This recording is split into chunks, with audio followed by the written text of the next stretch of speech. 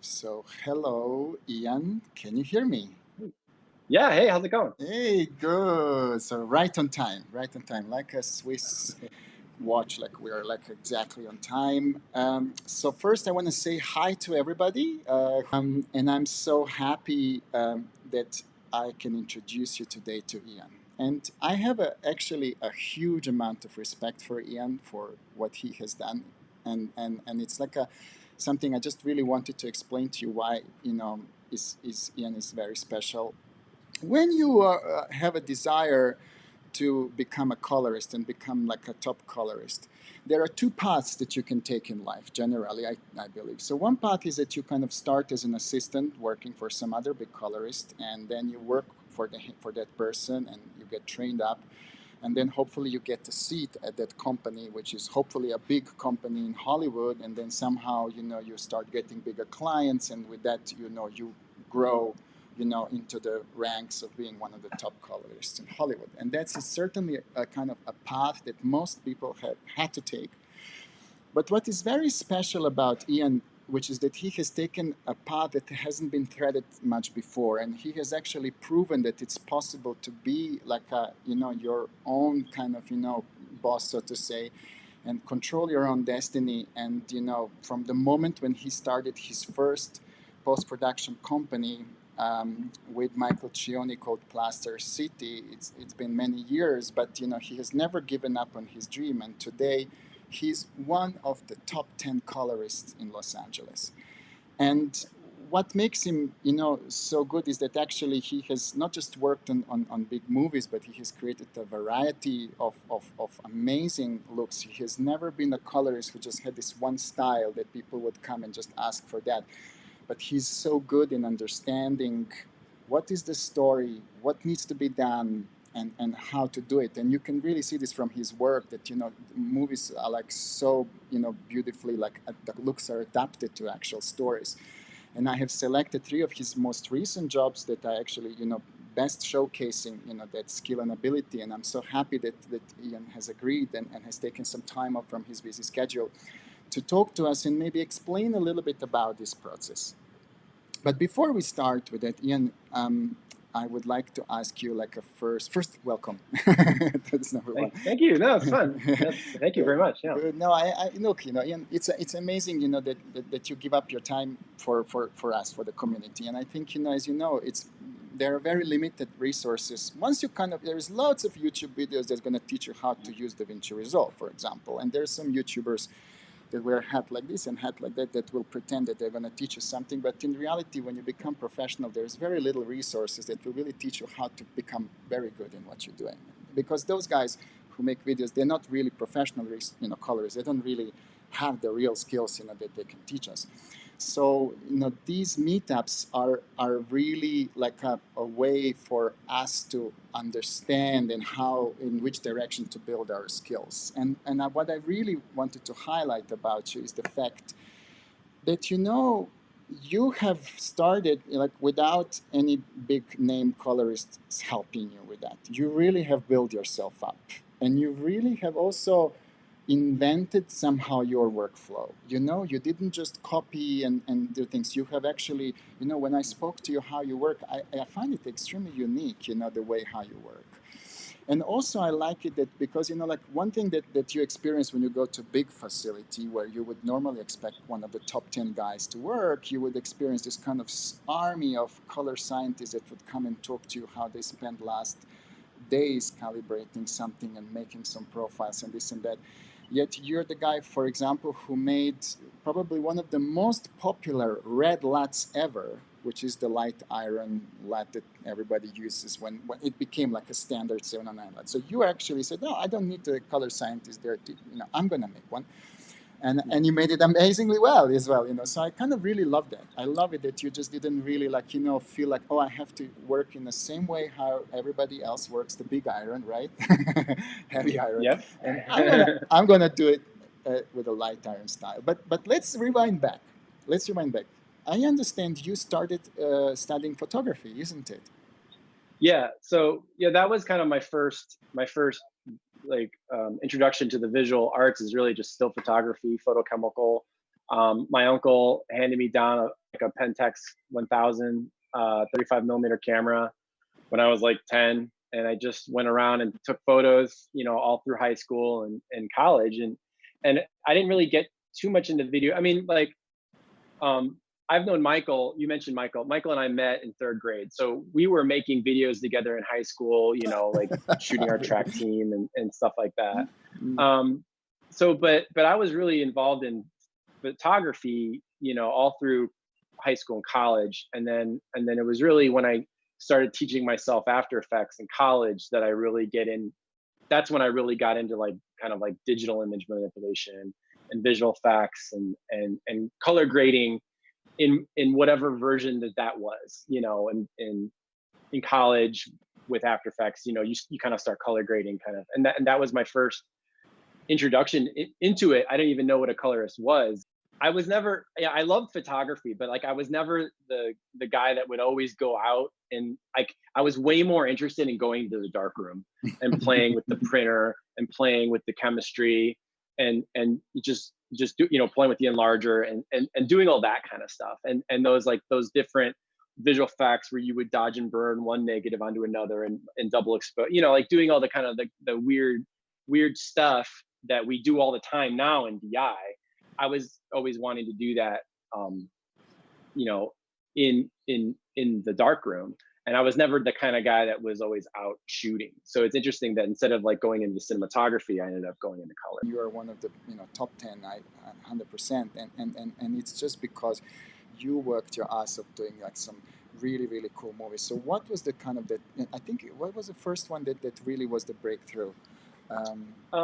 Social Network in 2010 was probably the big. I mean, that was, David really being kind of the maverick that he is. He saw the potential of shooting with the red camera and just shooting digitally in general.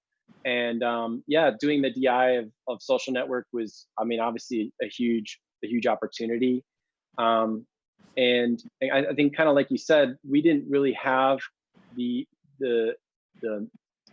legacy infrastructure that ended up holding. I think at the time it held a lot of the larger facilities back in order to really optimize or maximize the potential that they could get from these digital cameras. They were using film transforms and all these other things, and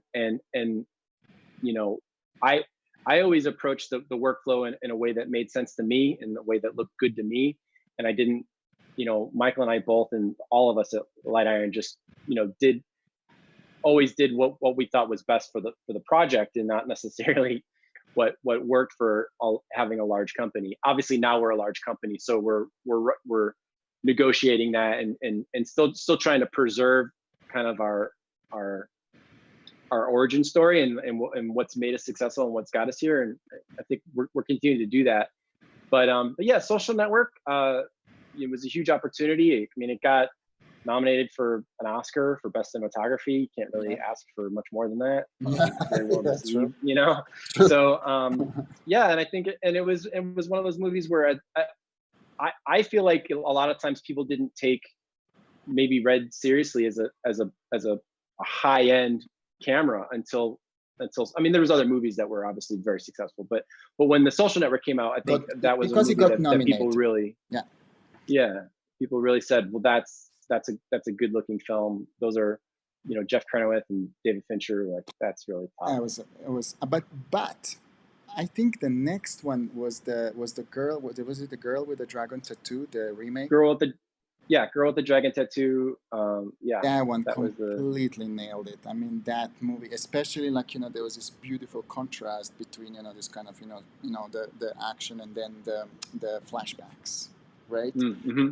And I just remember that like I just felt this is exactly why we have digital cinematography, because we can do that, right? On a celluloid, on a film shot movie, you wouldn't be able to go as easy from this kind of extremes and looks and stuff, and I think where it kind of switched, right? Suddenly on that movie we were like, wow, taken by my god, this was such an epic way of how to use color and to actually really showcase what camera is capable of. And to me that also, like, I think that movie made a big impact, not just on in general. I think I remember a lot of directors would come to me and use that movie as a reference, go like, Hmm. how about, the girl with the dragon tattoo, they always had felt that the original version was always better movie, but in terms of the look, they really liked the new one. They always like, this is such a good. And I think that was an incredible thing. But tell me what was very interesting, and somebody just mentioned this in the chat, which I think it's important to mention. So you started with the Final Touch, isn't it? That was the first system. Yeah. And Yeah. then you went for Scratch. Yep. And then you Yep. went for Pablo. Pablo, yeah, exactly. Why Yeah. Pablo? How did that all happen? Pablo is such an odd beast. Like, it was like always, Yes. you know.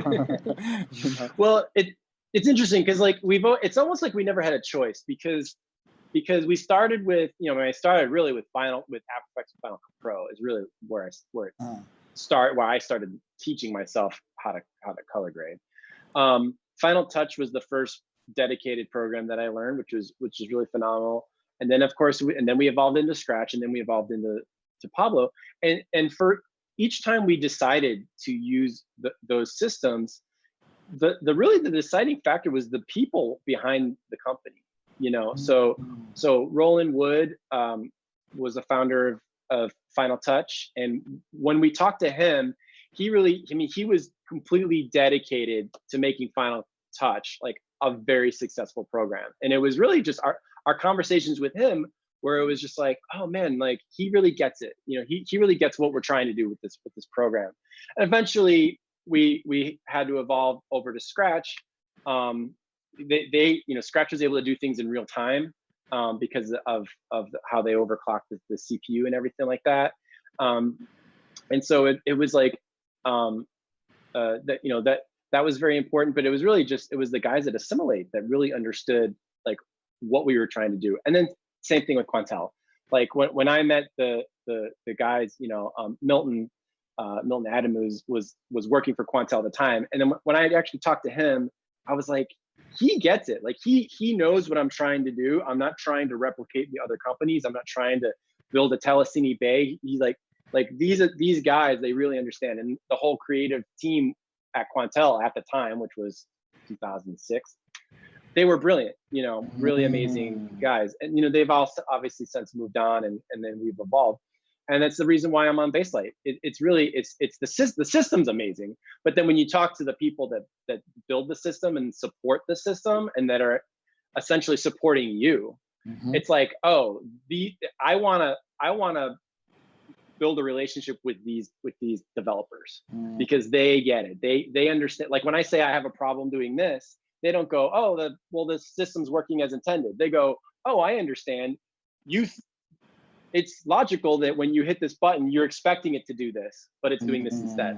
And I see how we failed to make that clear in the software or whatever. That's just an example. You know what I mean? Yeah, but each time it was really just, it was saying the guys, the developers, they understand where I'm coming. Like they get me, they understand where I'm coming from. And so yeah, that's kind of been the story all along. I've just followed good people, and worked on the systems that they make. Because at the end of the day, you have to make system work for you, right? Not like you work for the system, around the system. And I think that's the whole idea. And if you have somebody who's flexible enough to help you, like put things around in the way it works. But also, like, there is a thing about Filmlight, which sometimes they're totally surprised with things that you didn't even think it was possible. You go like, oh my god. Absolutely. What? Absolutely. And DI, it's a living thing. Like HDR and these, like, they didn't exist before, so it's like there's constant improvements and constant changes and constant advances in technology where we're trying to do this. And so it's like, finding a good developer that like understands, like not only understands where you are, but like really sees like where the industry is going and where the craft is going.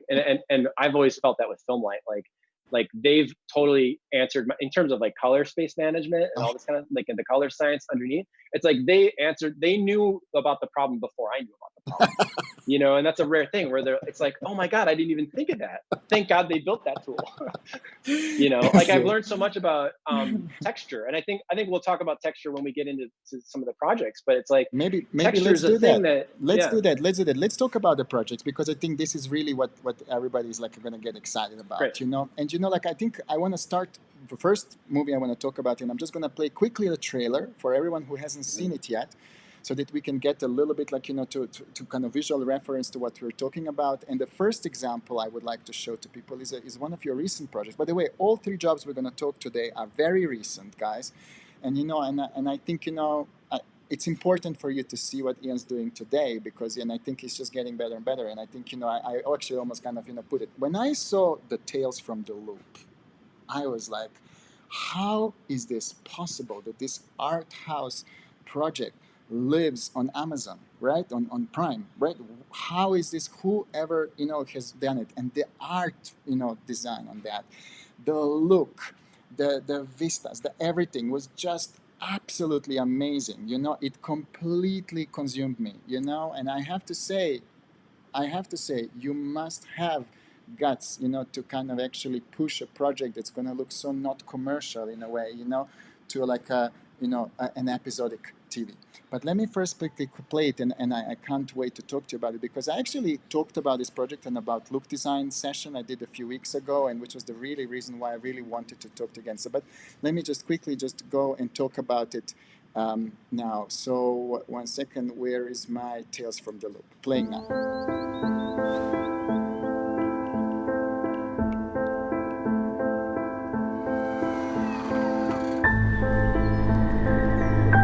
What do you do? When someone says something's impossible, I prove it's possible.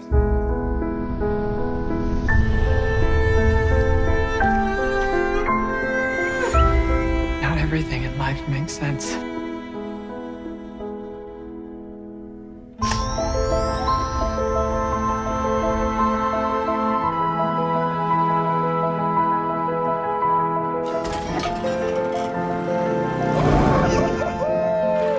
One day, many years from now, you'll wonder if this really happened. Or if it was a dream.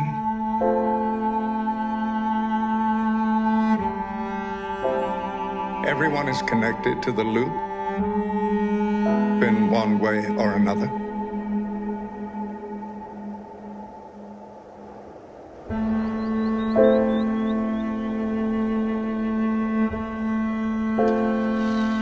See, there's nothing to be afraid of.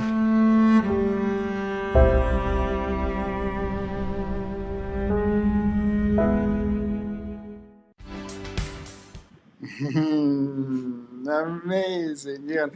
You're getting thumbs up for this already in the chat. I mean, Oh. this is such a, I mean, like, what a beautiful project, honestly. So tell me how, actually, I want to just first start, you know, this series must have consumed you, because this must have been a big project. How long did it take you? Like, not, I don't mean like a, you know, like just how, from the beginning till the end, how long was the whole process? Well, I mean, for beginning to end, I mean, I heard about it in February of 2019. I started talking to Jeff about it. I started coloring. He started shooting it kind of in the late winter of 2019, and then I started coloring it, I guess, you know, probably August, September, and then kind of worked all the way through to the beginning of the year. Wow. So I guess like my involvement, I mean, like my involvement in terms of like the actual DI was probably 4 months, Wow. you know, and it was always kind of an on and off thing. But you know, it's 8 episodes, 8-hour-long episodes, so it's the equivalent of 4 feature films. So we treat it like 4 feature films, and yeah, so it was a huge job. I've known Jeff since Social Network, so that, you know, I've known Jeff for 10 years, and we've done 5 films together. So Social Network, Dragon Tattoo, Gone Girl, a film called Hitchcock, and a movie called A Million Little Pieces. So when we were doing the DI for A Million Little Pieces, he shot that on Monstro, and I was working on the DXL kind of color science program at the time, right? So we were still kind of in the middle of developing the DXL and developing the color science that would go along with the DXL. And so I was just like, oh, if you like the Monstro, then you should check out the DXL, you know. And so I was like kind of hyping the DXL and some of the Panavision optics, and so Jeff, just being awesome and gracious, you know, gave DXL a trial run when he started prepping for Tales from the Loop, because Jeff Cronowith shot the first episode of Tales from the Loop. Mark Romanek directed it, Wow. and Nathaniel Halpern was the showrunner for the whole series. So, Beautiful. so basically, yeah, like I you know, when I heard about the show, I you know, called Jeff and I was just like, man, I would love to do this show. I just did another HDR show for Amazon called Tool to Die Young.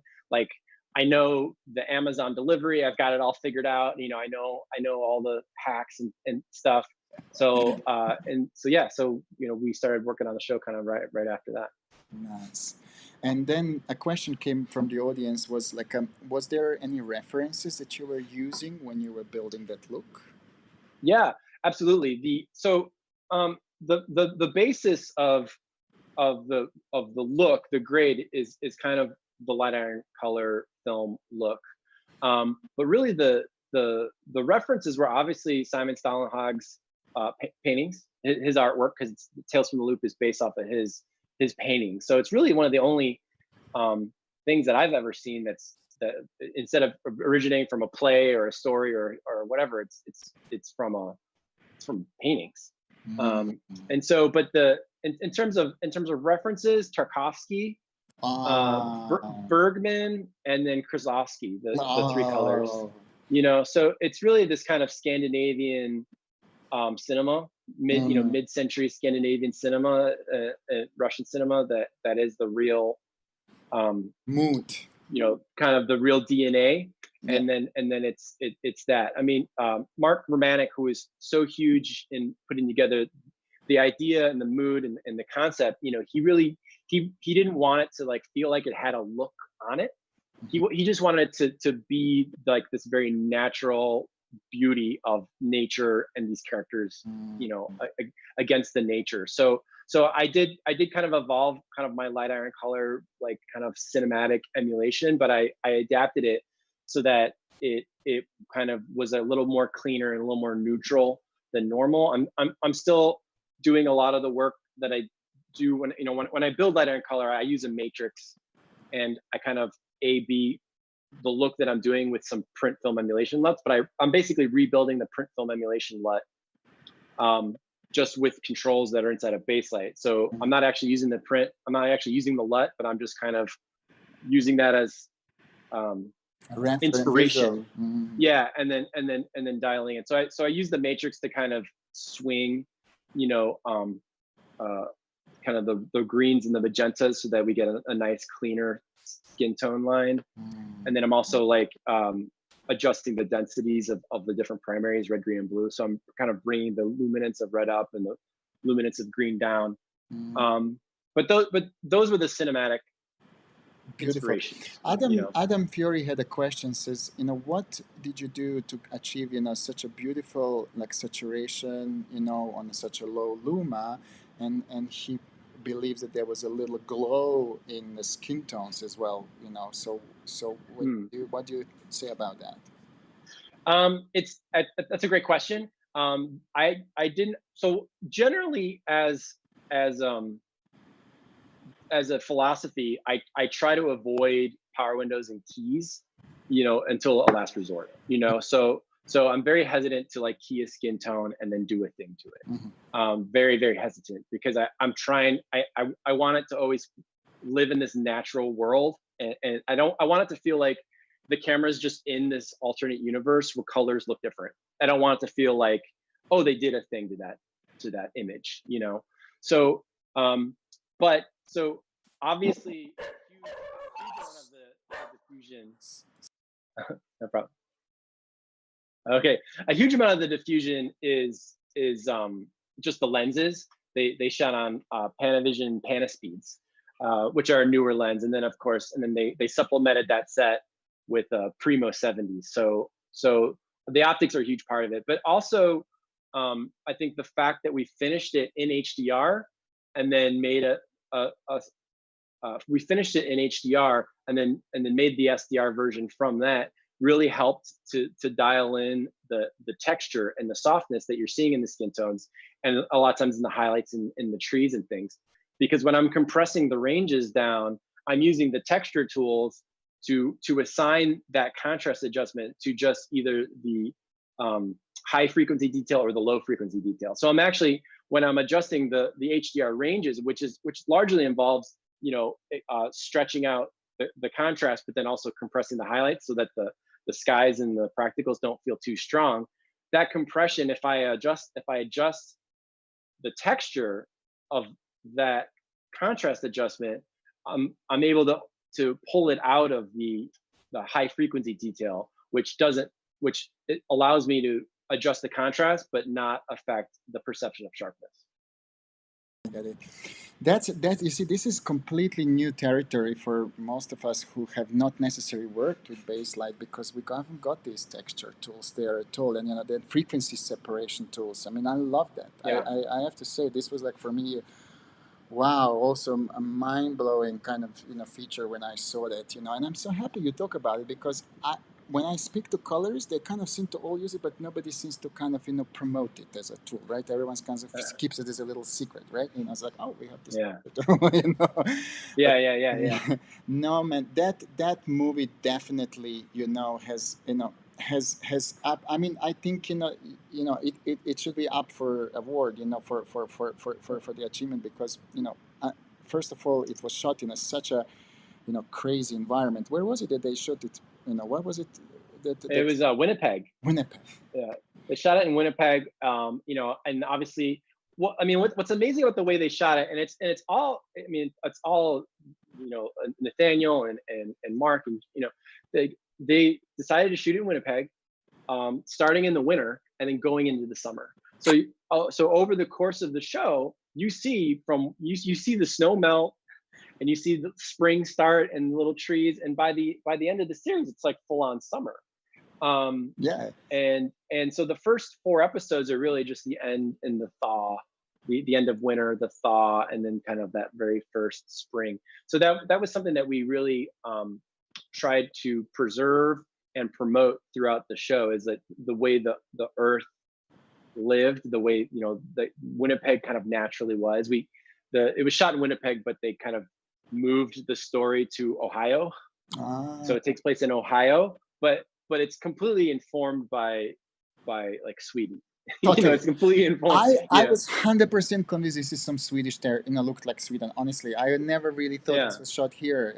It just looked and felt like Sweden all the time. Yeah. Like the clouds and all the kind of cast. And The joke, the joke that Ule Brett Berkland told me, which was one of the cinematographers, he shot 4 of the episodes. He said, like a local joke in Winnipeg is, when your dog runs away, you can watch it run away for 3 days, because the land is just so flat.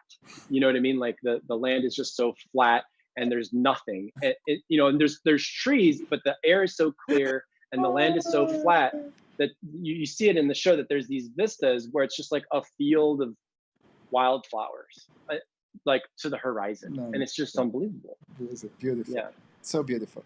I'm going to just get one more question, and then we're going to quickly switch to the next project, because, you know, it's a complete opposite. You know, it's a complete opposite of look. I can't wait, you guys, to show you the second project. But one question came from Karim, and he asked, how do you choose the working color space in your projects? Because Baselight has got such a variety of options. So what do you do? It's a great question. Yeah, I think that's a huge thing. So I always work in T-Log E-Gamut, which is essentially a film light designed generic log encoding, so that your color graded master is in this log.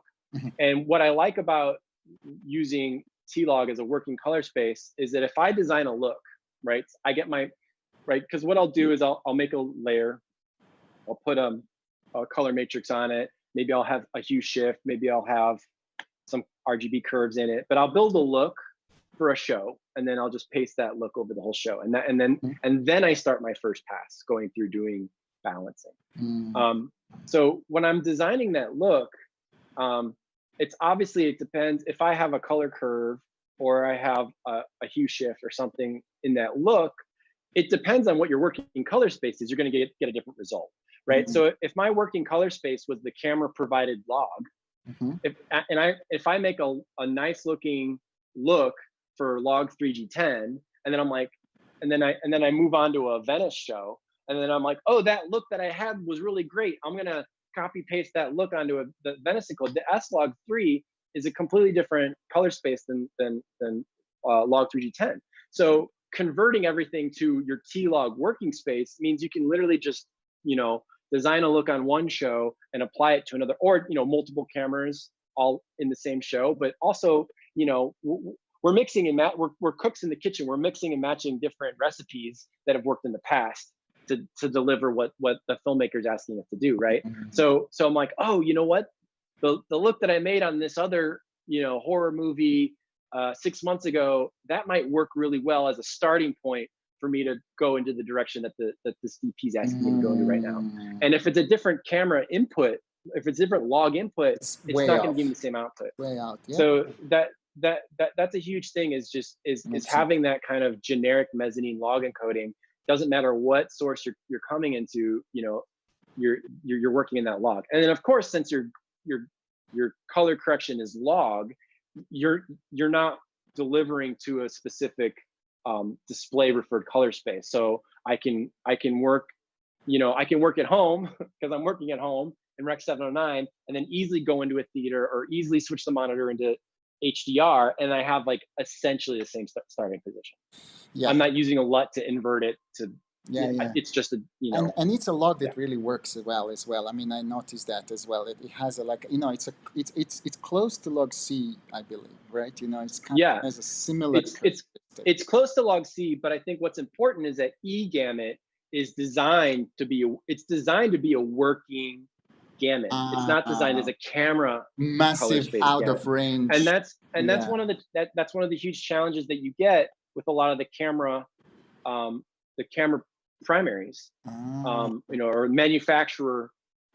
camera manufacturer primaries, is that you get weird triangles. You get a green that's all the way up here. Or you exactly, and they're way out, things. And you go like, well, why do I even need this? I can't even see this stuff. It's outside of the kind because of they're because they're just trying to they're just trying to build a container that matches what the camera's seeing, which is great. That's what you want.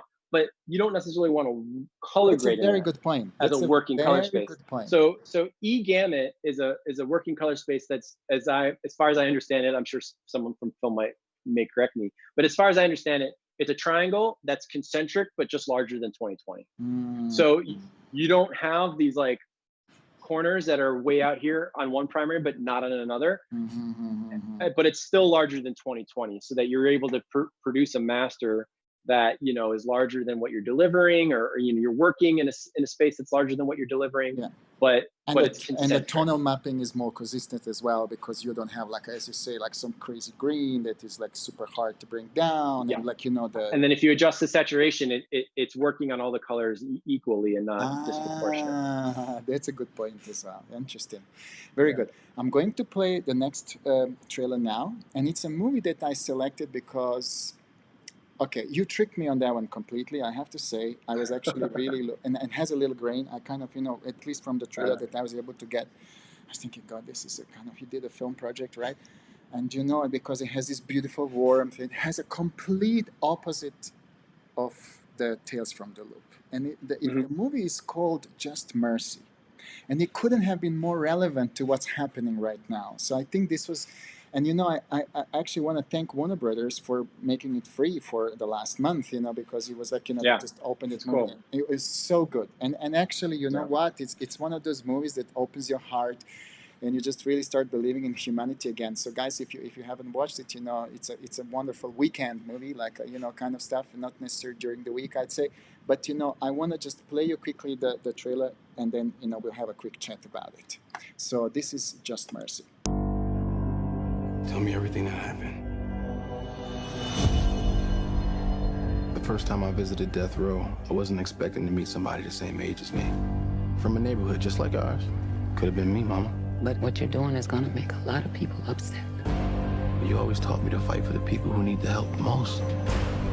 Your life is still meaningful, and I'm gonna do everything possible to keep them from taking it. You don't know what you're into down here in Alabama when you're guilty from the moment you're born. God, Mr. McMillan. we done here. Mr. McMillan, please. I was just about to give up when I got a call from a Harvard lawyer looking to start a legal center for inmates on death row. I was in before he even offered me the job. You the lawyer? Yes, ma'am. Thank you so much for driving all the way out here. Most lawyers barely make time to call. I can't believe you talked to all my people and say you're gonna fight for me. I did. That mean a lot. If you go digging in those wounds, you're gonna be making a lot of people very unhappy. When people care about a thing that much, they'll do anything to get what they want. When I first learned about all of this, it was like looking at a river full of drowning people and not having any way of helping them. You ain't quitting, is you? No, sir. Each of us is more than the worst thing that we've ever done. I know what it's like to be in the shadows.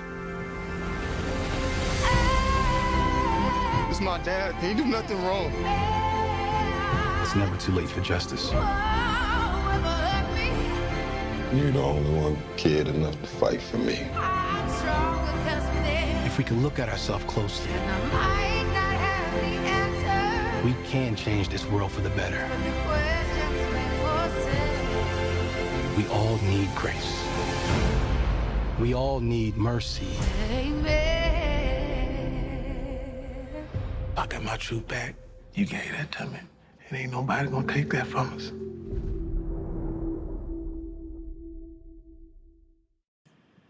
Wow, Ian.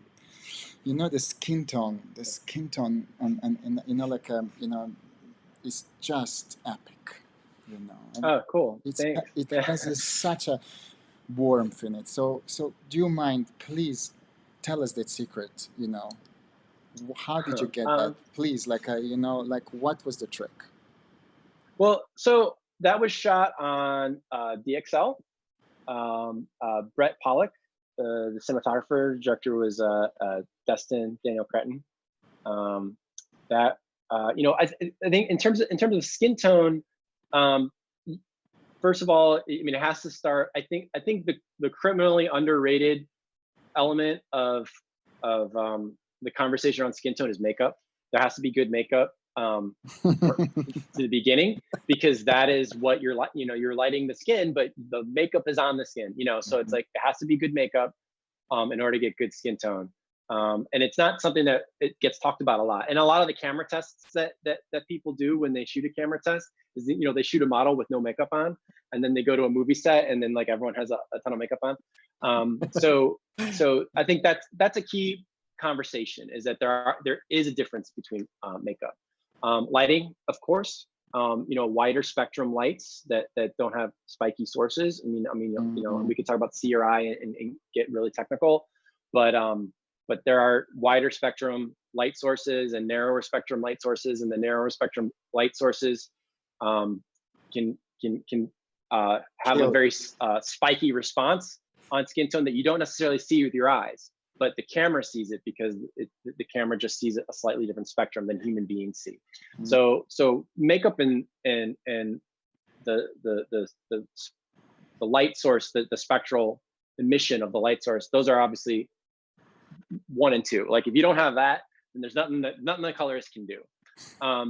But what I've done, and specifically what we did in Just Mercy, is again working with the matrix.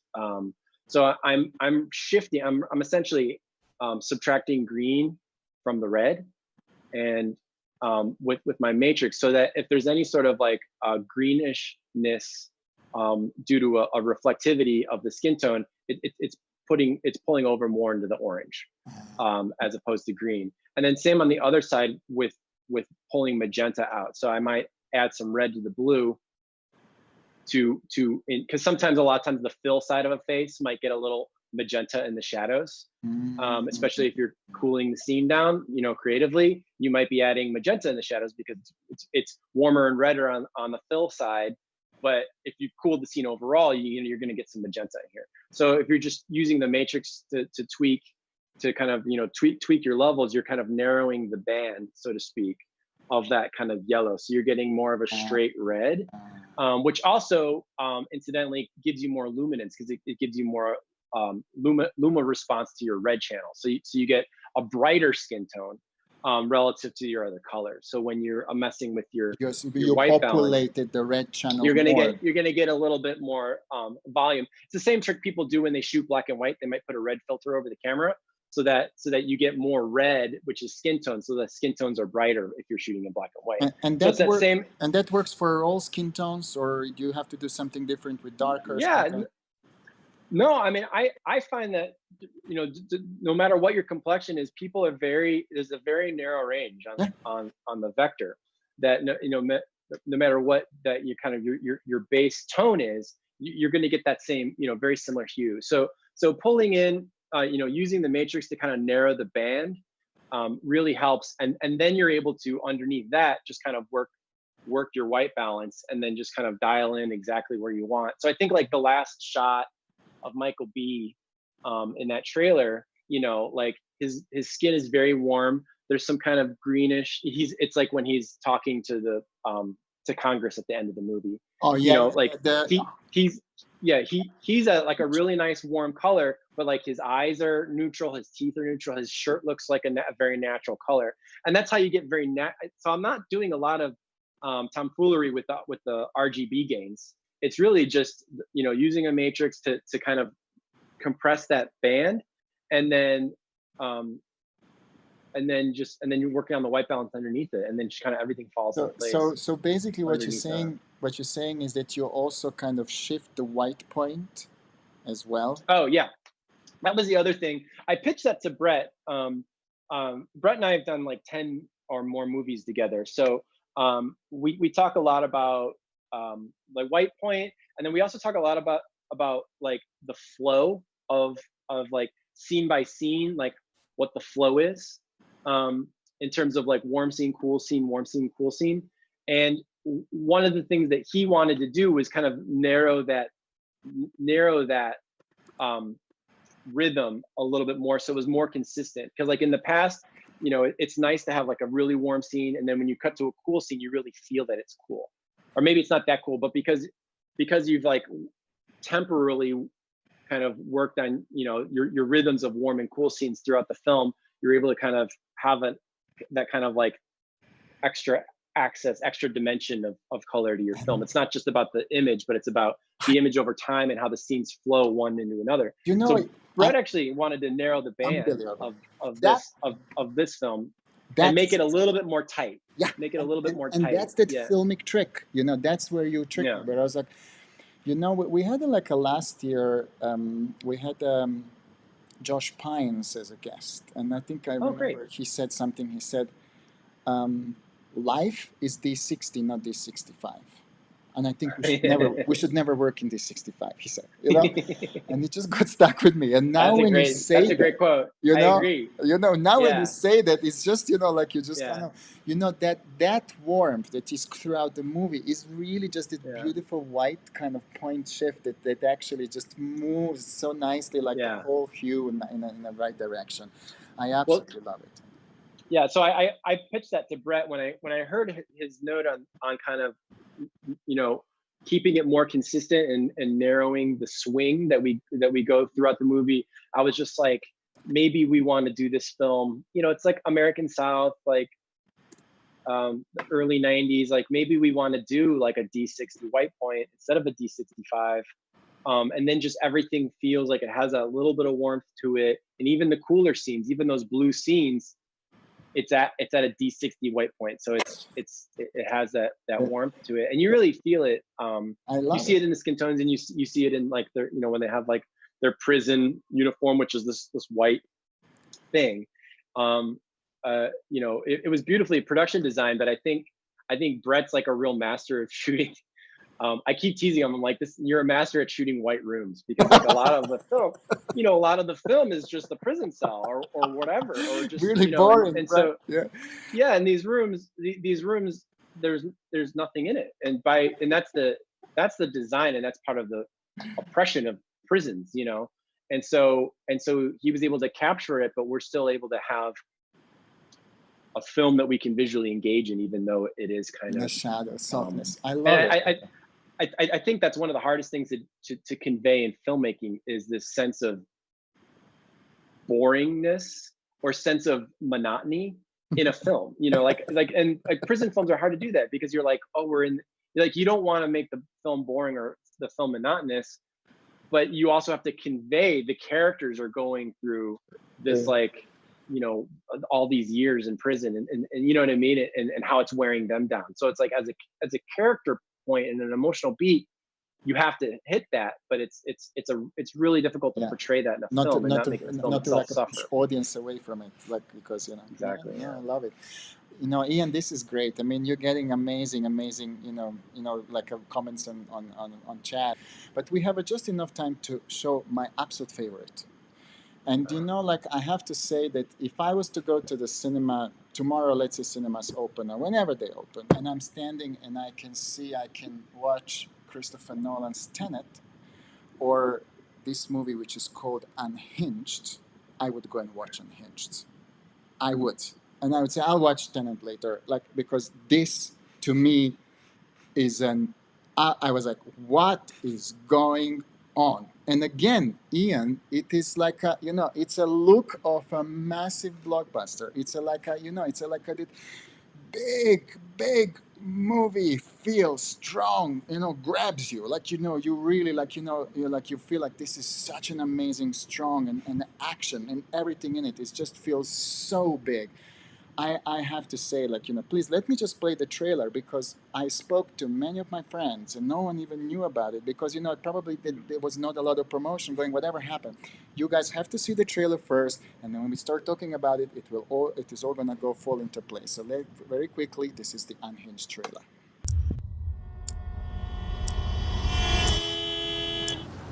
Come on, man. Go!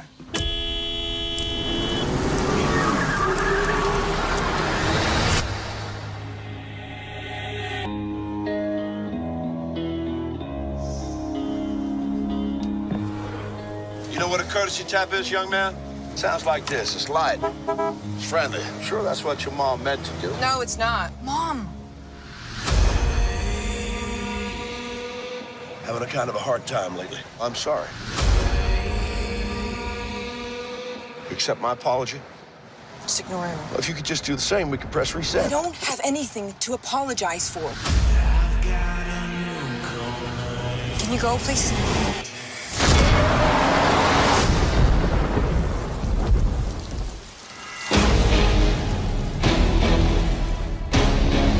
Ma'am, are you okay? I'm pretty sure the guy in that truck's following me. He's road raging. Why don't you just chill, man? Go your own way.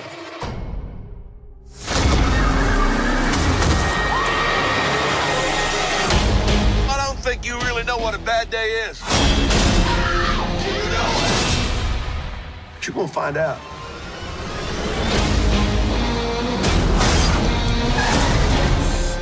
That man stole my phone. Andy? I'm sitting here. I'm waiting for you. Whose phone is this? I'm right across from your friend. Hey, listen to me. He's not a friend, okay? He's the psycho who came after me today. This is where your first lesson begins. Give me my phone. Put him back on this goddamn phone! No, I can't do that.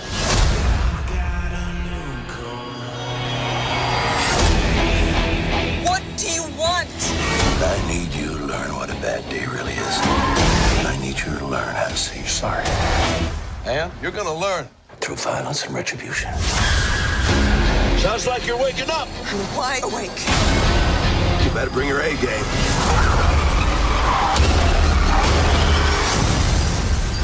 Because you're gonna need it.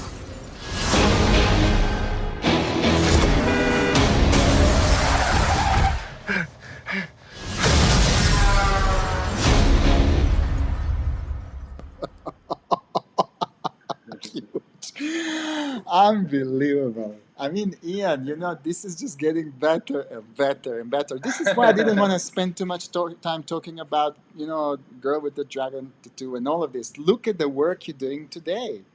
I mean, look at this. This is just, I don't know. Do you feel proud of it when you look at these trailers? How do you feel about it? Tell me.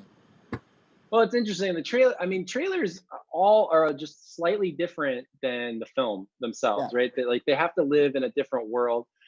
Generally speaking, all trailers are a little bit brighter and a little bit poppier. I call it like trailer world. So it's like they don't always. I mean, it's a pretty good. I mean, it's good to talk about and look at and stuff like that. But when you actually sit in the film itself, it's a different experience. It's playing over a longer period of time. You're adapting to your environment, so you can go darker. You can go, drearier. With a trailer, you have to kind of keep it light and keep it fast. So a trailer grade is always a little slightly different. Yeah. But it doesn't. but, It can't. yeah. But that the art of trailer grading is that you don't change the look. You adapt it. But we had a Exactly. if you know Lynette, she does most of the Sony trailers, and this is what she's so good at. She would grade a trailer, and you wouldn't know it was regraded, if you know what I mean. Like it just still felt the same. There is definitely an art to that. But what I'm saying is like it doesn't really take you away from the whole kind of concept of how this was done. Now, very natural light here, not overlit, no beauty. And I believe that when I see Russell Crowe, I think I'm gonna have to go and start doing some exercises soon, because this kind of COVID lockdown I'm gonna start looking like him. So.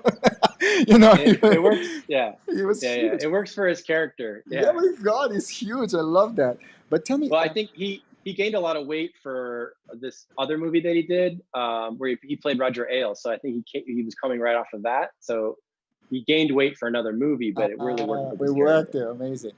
Okay, but tell me now this: how was this shot? And tell me the process. I really want to understand now one thing that I personally want to know. Give me now the process of this. You got on that movie, and then give me the process of what, or maybe give me an ideal scenario as well. Like, how do you think it's the best way to approach that look development, look creation? What do you think is really the best scenario? That, like, I think it's generally for all filmmakers now. What, in your experience, is the best approach? How to do it? I mean, the best way to do it, and I really learned this through working with the DXL, is for colors to get involved in prep. It's so rare that we are involved in pre-production, but I've been lucky enough that on some jobs, they bring me in during pre-production, during prep, and I sit with the director and the DP, and they talk about kind of looks that they want, and then if we're lucky enough to have some camera footage, I can build a couple of different looks, and then if everything works out, that gets made into a show LUT that gets loaded into the camera. And then when they go and they shoot the movie, they're shooting it through that look that I built in prep. They're monitoring on set. The dailies are being made with it. Editing is being done, through the look that was done with that LUT. And then when we come in to do the DI, I've got my original project, so I can kind of invert and remove different things that maybe aren't working for the final. But I've got my original project that I can slap on the whole film. And then we keep working that way. I find that a lot of the challenges that arise during DI are really just kind of, sometimes they're political in origin, because the DP and the director now want to do something creative with the look, but maybe a studio person or whomever is deciding that, like, oh, but the movie tested really well and during our test screening, so let's not change the look, and just getting different people on the same page again, when it's kind of, you're at the end of the process, is difficult. So on the rare occasion, and not so rare anymore, but on those occasions where I'm involved on the prep and we set a look and we do something cool and strange and weird in prep, and then that look is preserved throughout the whole pipeline, the finish is so easy, because it's just a matter of like, oh, this is what we like, this is what we designed originally, let's figure it out. When productions use the standard LUT from a website or from a manufacturer, that's fine. It gives you a good view of the data that you're collecting, but it doesn't have a look on it. And when you try to create that look in the DI, you always get pushback from somebody, you know, and the bigger a film is, the more people are at the table that are weighing in on decisions. On little indie movies, it's usually just me and one other person, me and the director, who's also like self-financing it, you know. But on a larger studio movie, you've got lots of people involved, and if you're trying to change the look, that's the worst, you know. It just becomes a political game, you know. Oh man, and ideally, you know, you'd have a guy like Fincher that's just going to say, this is what I want, this is how it's going to be. But there's very few guys like Fincher. There's very few. Yeah, exactly. You know, there's very few directors that you know have that voice. You know. Well, and David has a track record that he did over, you know, he built up. And also he has a right to, you know, he has a very strong opinion about the look. But tell me about Unhinged. What was the camera on that? So Brendan Galvin was the DP, and he shot the whole film on Venice with I don't know what lenses they were. I know they're spherical lenses. He shot the whole movie at Venice, and I think he really utilized the faster sensitivity of the Venice and shot a lot of the film at, you know, like 1250. 1250.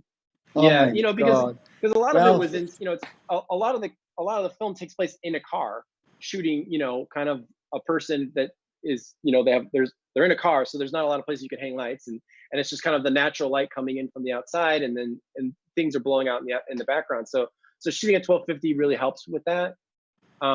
And he really wanted me, you know, it was his idea to kind of create this dark and cool kind of vibe, even though the whole movie is the exterior essentially.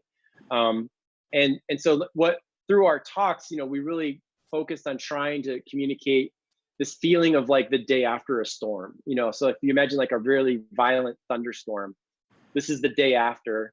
You know, the streets are still very damp, and maybe there's some downed trees, but there's this kind of overwhelming sense of like devastation and destruction that had just happened, and this is the day after. And so we decided to go with this kind of darker, cooler look where we kind of split the exposure, you know, so like no one's really at key, everyone's at least a stop under key, and then the backgrounds, of course, are, you know, kind of blowing out or are over. So no one's quite lit. Everyone's just a little bit outside of the light, you know, which also adds to this kind of sense of chaos and sense of anything that can happen. And then we did like a half bleach bypass with the soft toe. So it's not that crunchy black bleach bypass. It's kind of the soft toe bleach. So the blacks are not really lost, you know. Yeah, you still have they're soft. Yeah, there's a soft toe to it, but you feel the bleach in the skin, you feel the bleach in the highlights. And what about the HDR of this movie? Oh yeah, the HDR, you know, came together. I mean, we were grading for theatrical because they wanted to be the first movie that was released theatrical after the COVID-19 lockdown. So they were committed to a theatrical release. So I would grade it here in Rec 709, and then we built like a little bubble where only I would go into the theater at work. No one else was allowed into the theater, and I just would go in and check it to make sure that the projector. So wait. So you did the Dolby Vision theatrical grade in Vine Street in the theater, right? Yes, that we did. But what I did is I did the HDR grade here, and we rendered out the 1008 HDR grade. I loaded those files back in, and I built the whole project, basically converting a 1000 nit pass to the 108 Dolby. So I built that project here, looking at the 1000 nit and saying, okay, but you know, save the settings for a 108, and then we sent that project over to Vine Street, and I was able to go in and watch the movie play down on the Vine Street Dolby Vision projector. So that was, I mean, amazing. That's the best way to watch a movie. I have to say, 108 nits, theatrically projecting with a laser projector. That little cinema there is just, I think for a colorist, there is nothing, I think, more rewarding than great for that. You know, I think this is the best way how to see movie. period. Yeah. Period. Yeah. It's pretty phenomenal. Have you seen those like LED walls, like the Onyx wall? I did. And But my problem is that when I saw them, they were playing some Japanese style kind of demo footage that was just too bright and too much, right? And actually I went to the roundabout down in Santa Monica because they have a Samsung one. I went to Sony in Glendale. I went to see that one and the one in Santa Monica. And every time I kind of felt like I haven't seen a content demo that they showed it to me that really made me feel like, wow, this is like, using this dynamic range in the right way. You almost show me how bright it is, but I don't really get excited about brightness anymore. It's not really what excites me. Give me some good contrast, something, So I don't know. I'm still kind of to be sold on that. Right now, I just love this kind of whole concept. Look how easy it was for you. You took your 10,000 PQ timeline, you had just to transform to 108, right?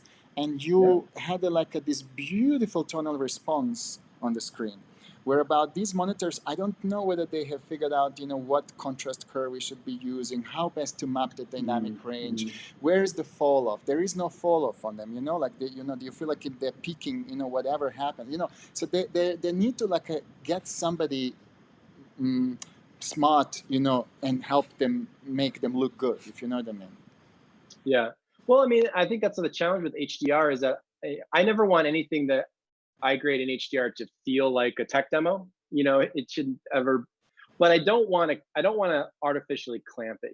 I don't want the highlights to just clamp at 250, just because it's gonna. I know if I did, I mean, you can make it look great and it would be awesome. But I think it's really important to have just the image can live in a comfortable zone, but it's really nice if you're able to get those speculars to really stretch. You really feel the volume and you really feel the 3D, the depth of the image if you're able to kind of get very, very high numbers out of those speculars. So maybe your diffuse white is low, but if you can allow your speculars to really stretch, you really feel the volume a lot of times.